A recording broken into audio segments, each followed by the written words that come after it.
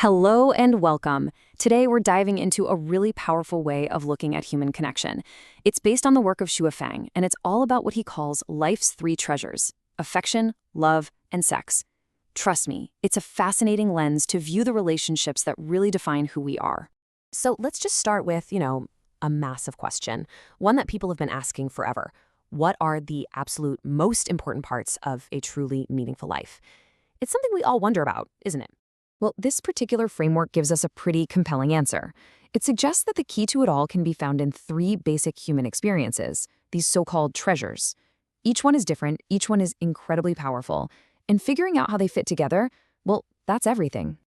Okay, so here's how we're going to break it all down. First, we'll get a handle on what these three treasures even are. Then we're going to look at each one individually, starting with the bedrock, which is affection, then moving on to the deep bond of love, and then the physical side of things, sex. And then at the end, we'll put it all together and see how they create one unified whole. First up is affection. This framework sees it as the absolute bedrock, the essential ground that all of our other important connections are built on top of.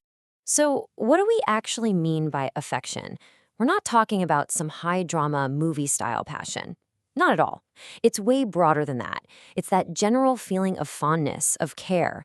Think about that comfortable, easy warmth you have with your family or your really close friends or even your whole community. It's all about familiarity and shared experiences. And this really gets to the heart of what makes affection so special. It's broad, right? You can feel it for a lot of people.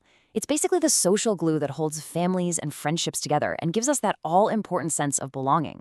But here's the key. It's low intensity, but it is incredibly stable. It's like the quiet, steady warmth of a fireplace that's just always there in the background. Which, of course, leads to the next big question. If affection is this widespread, stable, foundational thing, what's the difference between that and love? What's the secret ingredient that takes a connection from that general warmth to something else? And that brings us right to our second treasure, love. This is where all that energy starts to focus.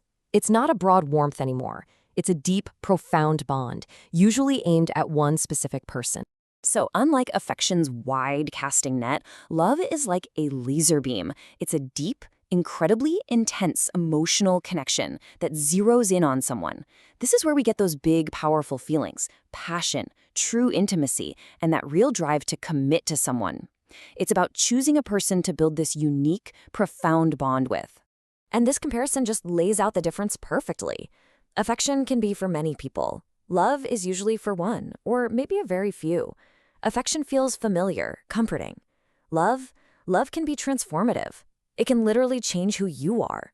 And while affection is stable, love is passionate, and let's be honest, it can be challenging. It pushes you. And that right there is why a love that isn't built on a solid foundation of affection can sometimes feel a bit shaky or even burn out. So we have the foundation and the connection. But where does the physical part of it all fit in? Well, that takes us to our third treasure, sex. In this framework, it's all about the physical and biological side of human connection. Sex is defined here as just a fundamental human drive. It's physical, it's instinctual, it's deeply wired into our biology, all tied up with intimacy, pleasure, and, of course, procreation.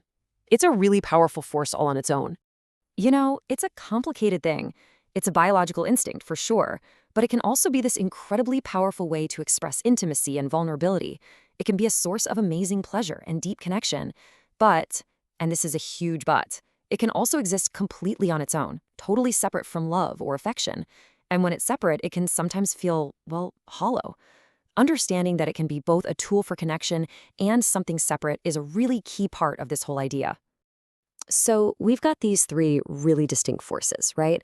The broad foundation of affection, the focused connection of love, and the physical expression of sex.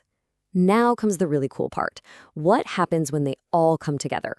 That's the goal here, the unified whole. This table just spells it all out perfectly.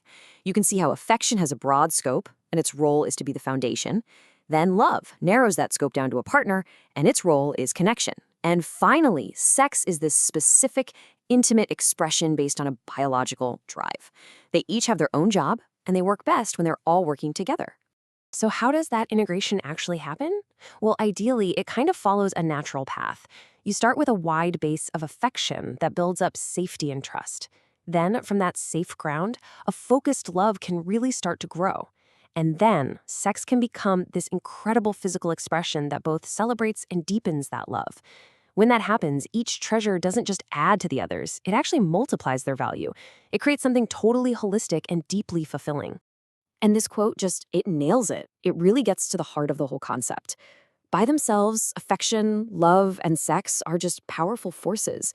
But it's only when you bring them all together, when they're working in harmony, that they become the true treasures of a full life. So look, the most important thing to take away from this is that it's not some kind of rigid checklist.